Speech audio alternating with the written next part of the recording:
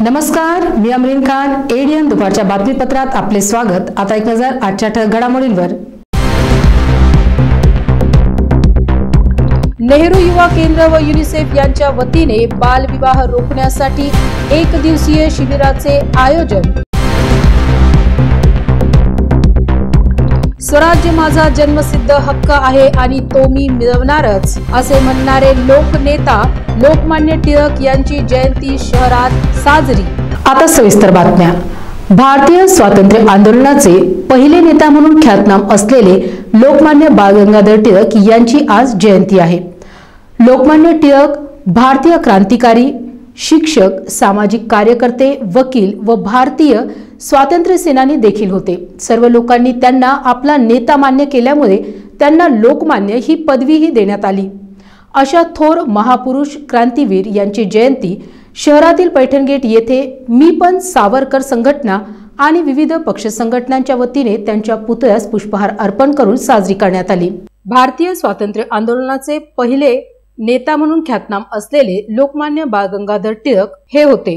लोकमान्य टिळक हे भारतीय क्रांतिकारी, सामाजिक कार्यकर्ते, वकील व भारतीय स्वातंत्र्य सेनानी देखील होते. सामान्य जनतेमध्ये एकतेची भावना निर्माण व्हावी या हेतूने सार्वजनिक गणेशोत्सव आणि शिवजयंती या उत्सवांना त्यांनी सुरुवात केली. केसरी व मराठा अशी वृत्तपत्र त्यांनी 1881 साली जनजागृती करिता सुरू केली. सर्व लोकांनी त्यांना आपला नेता मानल्यामुळे त्यांना लोकमान्य ही पदवी देण्यात आली. अशा क्रांतीवीर लोकमान्य टिळक यांची 23 जुलै रोजी मी पण सावरकर संघटना आणि विविध पक्ष संघटना यांच्या वतीने पैठण गेट येथे लोकमान्य टिळक यांच्या पुतळ्यास पुष्पहार अर्पण करून त्यांची जयंती साजरी करण्यात आली. नमस्कार, मी गौरी कुलकर्णी. मी पण सावरकर संघाचे अध्यक्ष. आज लोकमान्य टिळकांची जयंती आहे आणि स्वराज्य हा माझा जन्मसिद्ध हक्क आहे आणि तो मी मिळवणारच असं म्हणत टिळकांनी सिंहगर्जना करून या स्वातंत्र्य संग्रामाची सुरुवात केली होती. या सुरुवातीला सगळ्या क्रांतीवीरांनी पाठिंबा देत या देशाला स्वातंत्र्य मिळवून दिलं. त्यासोबतच टिळकांनी शिवजयंती आणि गणेशोत्सव यासारखे सण सार्वजनिकरित्या सुरू केले, ज्याने सगळ्या लोकांचं एकत्रीकरण होईल आणि लोकांमध्ये देशप्रेमाची भावना जागृत होईल. आज टिळकांच्या जयंतीनिमित्त आम्ही त्यांना अभिवादन केलं आहे आणि मी पण सावरकर संघातर्फे या ठिकाणी उपस्थित निलेश सेवेकर, भरत जोशी, युवराज कुलकर्णी आणि मी स्वतः गौरी कुलकर्णी. नमस्कार, माझं नाव युवराज जगदीश कुलकर्णी. मी पण सावरकर संघाचे मी एक सदस्य आहे. आम्ही गेल्या 2 वर्षापासून इथे टिळक स्मारक झालं, सावरकर चौक झालं, या ठिकाणी दर रविवारी सकाळी 10 वाजता येऊन साफसफाई म्हणा, कार्यशाळा आणि एक छोटासा वर्ग अरेंज करतो. त्यामध्ये आपण क्रांतिकारकांच्या वेगवेगळ्या गोष्टी सगळ्यांना सांगतो आणि आपल्या देशप्रेमाची जी भावना आहे ती लोकांमध्ये जागरूक करतो.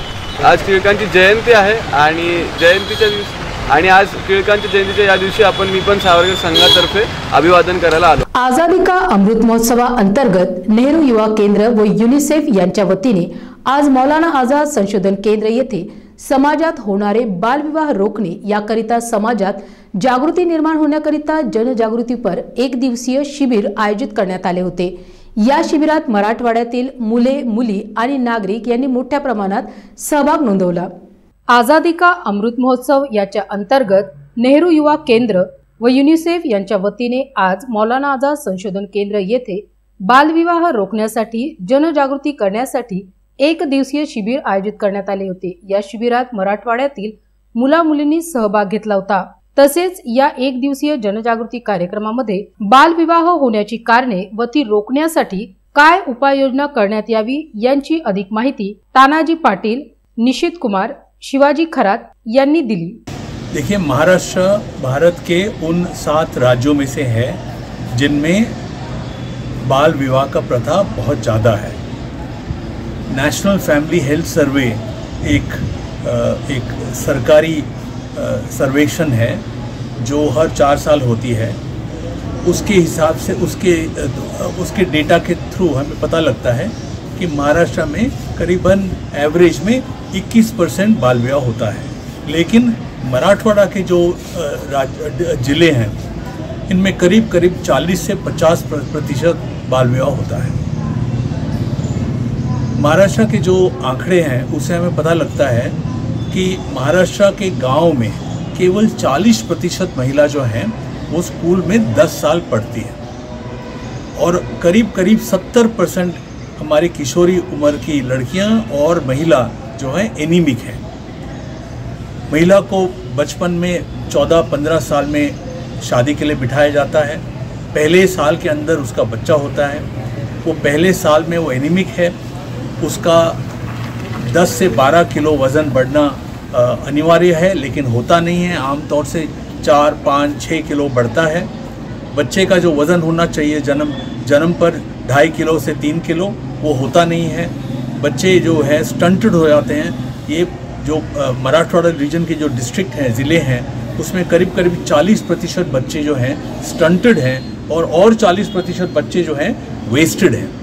जो स्टंटेड जो खुजेपन जो स्टंटेड बच्चे होते हैं उनका जो कद ही नहीं कम होता है, उनका जो हड्डी स्कल का हड्डी होता है वो फैलता नहीं है, इसलिए उनका जो ब्रेन है ठीक से बढ़ता नहीं है। वो जब बड़े होते हैं तो उनका IQ 80 के ऊपर नहीं होता।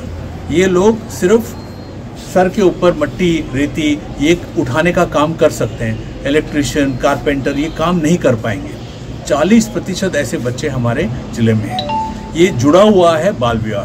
महाराष्ट्रात समाजामध्ये बालविवाहाची प्रथा खूप झपाट्याने वाढत आहे। सध्या कोविडच्या पार्श्वभूमीनंतर समाजामध्ये बालविवाहाचं प्रमाण खूप वाढलं आहे। या प्रथेला थांबवण्यासाठी आणि मुलींना मुख्य प्रवाहात आणण्यासाठी शिक्षणाच्या मुख्य प्रवाहात तसंच जे कुपोषणाचं प्रमाण किंवा जे अल्प वयाची जी मुलं जन्माला येतात त्याचं प्रमाण कमी करण्यासाठी बालविवाह थांबवणं गरजेचं आहे। आणि यासाठी प्रबोधन करण्यासाठी समाजामध्ये जनजागृती करण्यासाठी युनिसेफ, नेहरू युवा केंद्र आणि SBCC संस्था या संयुक्त विद्यमाने मराठवाड्यातल्या 8 जिल्ह्यात व अन्य 4 जिल्ह्यात महाराष्ट्रातल्या अशा एकूण 12 जिल्ह्यात आपण काम करत आहोत। आज इथं 6 जिल्ह्याच्या नेहरू युवा केंद्राचे प्रतिनिधी स्वयंसेवक उपस्थित आहेत। आज आपण त्यांना बालविवाहासंदर्भात कसे रोखता येईल त्या संदर्भातली कारणं आणि उपाययोजना याच्यावर विचारविनिमय करणार आहोत आणि याच्यावरती सक्षम असा प्लॅन तयार करून या मराठवाड्यातल्या जिल्ह्यांमधलं बालविवाहाचं प्रमाण कसं कमी करता येईल यासाठी विचारविनिमय करून प्रयत्न करणार आहोत। नेहरू युवा केंद्र संघटन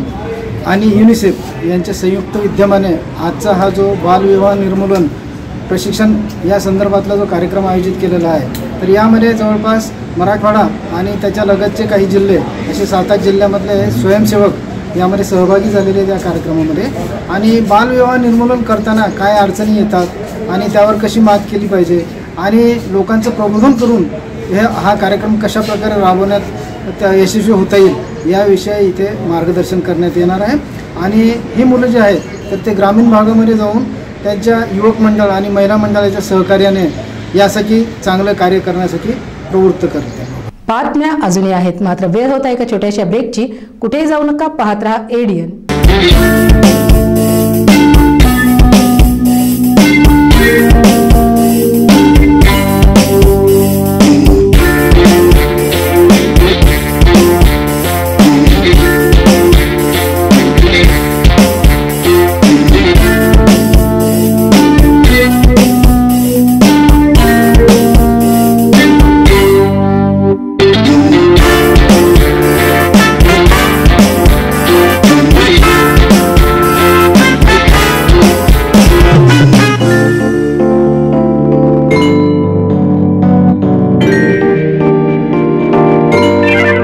पुन्हा एकदा आपले स्वागत। काँग्रेसच्या शहर जिल्हाध्यक्षपदी शेख युसुफ लीडर यांची नियुक्ती प्रदेशाध्यक्ष तथा आमदार नाना पटोले यांनी जाहीर केली। त्यांच्या नियुक्तीमुळे कार्यकर्त्यांमध्ये उत्साहाचे वातावरण पाहायला मिळत आहे। काँग्रेसच्या शहर जिल्हाध्यक्षपदी शेख युसुफ लीडर यांची नियुक्ती प्रदेशाध्यक्ष तथा आमदार नाना पटोले यांनी जाहीर केली। त्यांच्या नियुक्तीमुळे कार्यकर्त्यांमध्ये उत्साहाचे वातावरण आहे।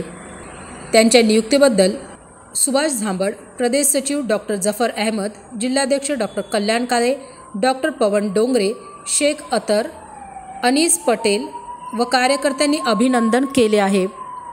शेवटी पुन्हा एकदा आजच्या ठळक बातम्या। नेहरू युवा केंद्र व युनिसेफ यांच्या वतीने बालविवाह रोखण्यासाठी 1 दिवसीय शिबिराचे आयोजन। स्वराज्य माझा जन्मसिद्ध हक्क आहे आणि तो मी मिळवणारच असे म्हणणारे लोकनेता लोकमान्य टिळक यांची जयंती शहरात साजरी। आणि याबरोबरच हे बातमीपत्र इथे संपलं। पुन्हा भेटूया पुढील बातमीपत्रात। तोपर्यंत पाहत रहा ADN।